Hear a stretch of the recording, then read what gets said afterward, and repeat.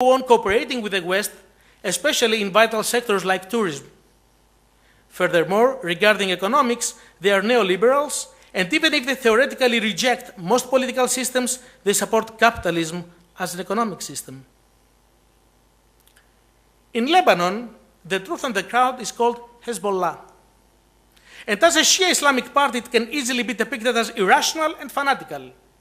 Nevertheless, the group transformed itself from a radical clandestine militia to a moderate mainstream political party with a resistant wing.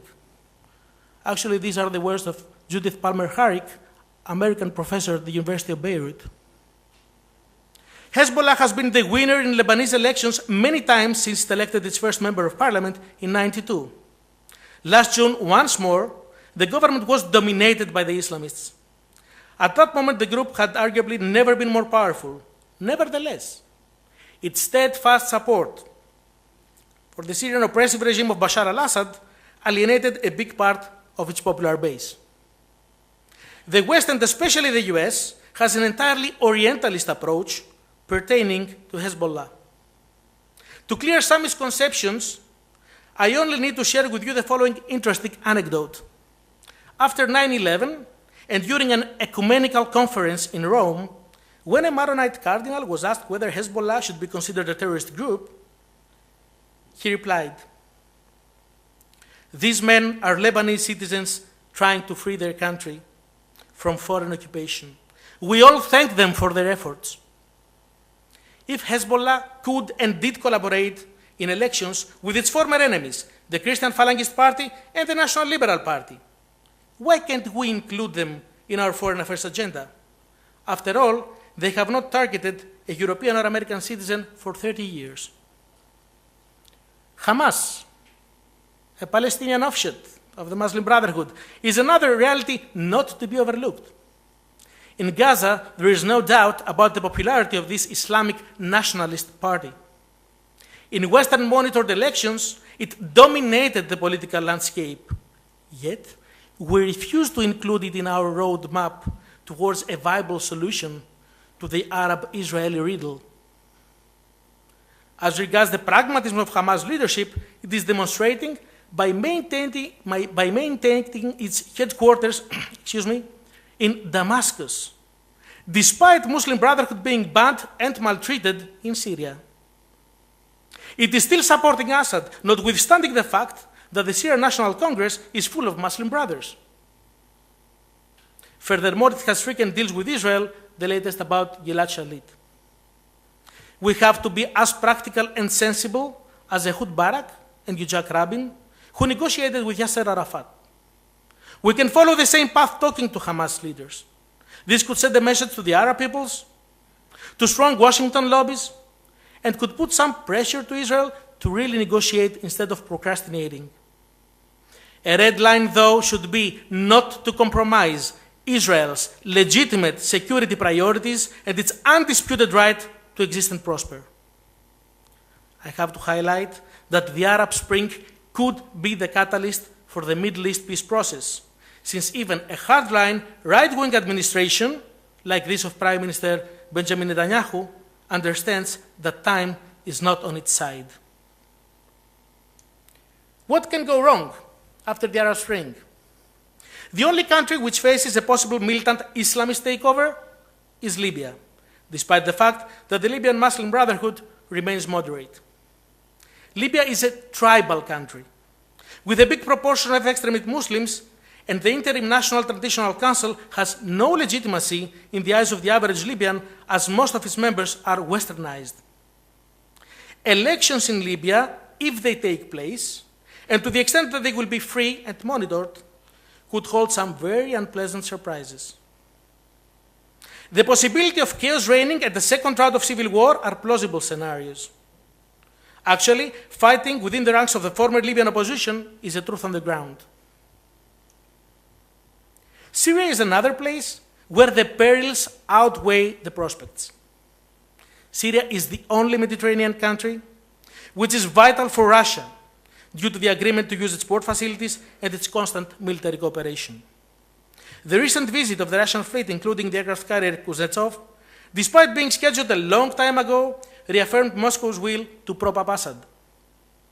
Another factor is the sectarian nature of Damascus politics. Unlike Egypt or Tunisia, who are much more homogeneous, in Syria the minority of ruling Alawites fights mainly against Sunni Muslims, with the Christians and Druze being torn among the two. The situation in Syria resembles that in Iraq, and the future breakup of this country cannot be ruled out with the Alawites keeping their stronghold in Latakia. The maintenance of Syria as an entity is of the utmost importance. Otherwise, the Pandora's box will open and affect the entire region.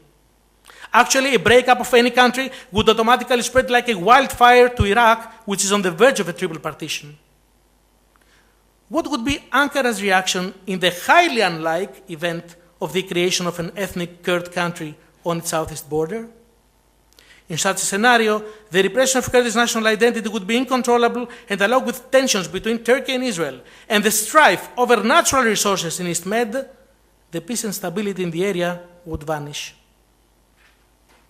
Last but not least, the intervention of any military is a factor that could unleash the dogs of civil war. And this could be in every single country. The traditional and sometimes constitutional role of the armed forces in Turkey, Egypt, Syria, or Tunisia might lead them to try to intervene out of fear of an Islamist takeover. On the one hand, we need the military to keep the political Islam as moderate as possible. On the other hand, we can never be sure that another Gaddafi, Assad, or Mubarak will emerge. There are several dangers regarding the future cooperation in the East Mediterranean basin, which have to do with us, with the West. First and foremost, we should all understand that our enemy number one is not Islam, it is Islamophobia. Muslims are capable of democratic self-governance. Our enemy number two is egotism. The West should not insist upon a Western-style democracy. As a realist political scientist, I prefer to see our interests protected than our values projected. Our own democracy is good but imperfect, so we should not expect anything better in the Middle East. Our Iraqi experiment success is debatable, and the chance of a future civil war or breakup of this country is conceivable. Moreover, the famous policy of non-negotiation with a terrorist should be abandoned, since one man's terrorist is another man's freedom fighter. There is only one red line not to be crossed. No one should talk to what is left of the anachronistic, apocalyptic, and extremely violent Al-Qaeda, which has a utopian and global agenda. Speaking of the devil, Al-Qaeda is as quiet as ever. Hassan al-Turabi, the Sudanese Islamist leader, said in 1998, if they kill Osama, they will create 1,000 bin Ladens. Instead, the rise and success of moderate political Islam finally marginalized the militant ideology. The more noteworthy peril is our arrogant self. Some might say or think that the new Arab leaderships do need us. We do not need them, and they have to go our way. Arrogance is a recipe for disaster. This was and still is the case in major Western political blunders like Cuba or Iran, where the only common thing between the government and the opposition is an anti-colonial, anti-Western feeling. The last and by far the biggest exogenous threat is the situation in Iran. Ceteris paribus. If the Iranians respond to the EU oil embargo with closure of the Strait of Hormuz, the crisis will derail the whole region and could easily lead to a broader conflict with the emergence of racial, ethnic, and religious tensions. Actually, this is the worst nightmare right now and probably in the near future. By the way, we seem to forget that the Japanese answered to a full oil embargo with Pearl Harbor. Trying to be optimistic, every crisis and every revolution should be regarded as an opportunity not to be missed. Turkey and Israel have to cooperate. As regards the ongoing process of the Arab Spring, it is time for the West to regain its credibility by taking wholeheartedly the side of the people. Even if we fundamentally disagree with their choices, we should abide by the popular feeling in the Arab countries. Democracy will somehow prevail, as history illustrates. It would be a fatal mistake, out of a myopic self-interest, to disregard the popular will which serves our long-term one. We must learn to cooperate with our democratically elected opponents. And if someone asks, do you suggest that we sleep with the enemy? The obvious answer is that we have neither permanent friends nor enemies. We have permanent interests, which most of the times can be backed by enduring and universally accepted moral principles. Thank you very much.